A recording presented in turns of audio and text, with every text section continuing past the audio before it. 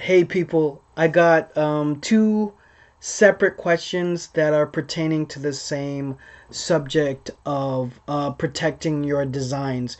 So Kevin Key and Leon Jones both messaged me, but there are two different questions that tackle the same issue. One of my videos, I'll make a link to it here, but I talk about creating a secret Facebook group that you can use as like a trend council, or like, having people you trust kind of vote and talk about your designs. That way you can get feedback and data.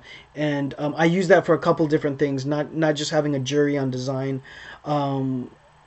Actually, don't use it for that because I'm working with different companies that have different needs. But for a startup company, it's a great concept to use for something like that. And then Leon Jones was asking me. He has a few manufacturers that want to work with him. Of course, they want to work with you. By the way, they want your business. They want your money. And I don't have my designs copywritten. How would I go about that? Because I know patents are different. Um, how can I get something made without being stolen? So both of these two people are talking about protecting their designs or their IP, intellectual property. Um, and I guess I should do the disclaimer and say I'm not a lawyer and I'm not an attorney, so you should seek legal counsel for these matters, and this is my opinion.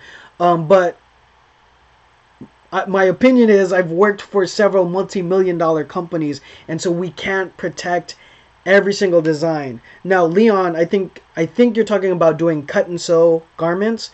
We don't do that. We just don't do that. I mean, because you would lose, like, even if it cost $50 to do that. Like, at Ezekiel, we were doing like 100 SKUs per season for spring and fall.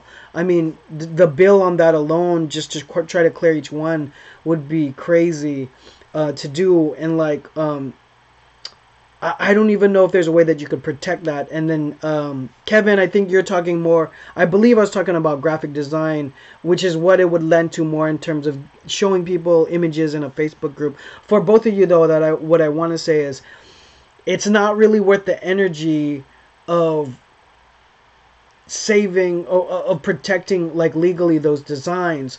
Now, Kevin, if you have a very specific graphic design that's very revolutionary and it's a standalone graphic, if you feel that strong about it, I would just put that out. I would put the design out there, and I guess I wouldn't show anyone. And if you're trademarked, or um, there's some protection there. But for the actual design, I mean, I could probably put something in the notes about where to go to protect a specific design. But for both of you, that's like the only case where I would think of it, is there was like a very specific graphic. You could probably protect that. But by and large, for most part, 15 years of doing it, we don't protect specific graphics or specific garments. You just don't do it. You put it out in the market, and typically someone's already designed something that's very similar to it. Everything's been done with fashion being done for eons and eons and eons. So you got to kind of trust the process, because if that's your biggest worry, then there's going to be bigger issues ahead. I mean, like sales and marketing and all the things that require attention. So my general thought is, don't worry too much about it. I mean, like, people aren't dying to bite your stuff and copy your designs.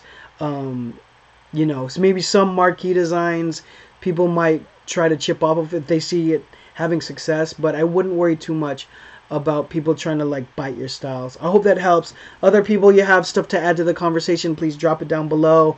I'll see you guys on the internet. I'm here. Peace.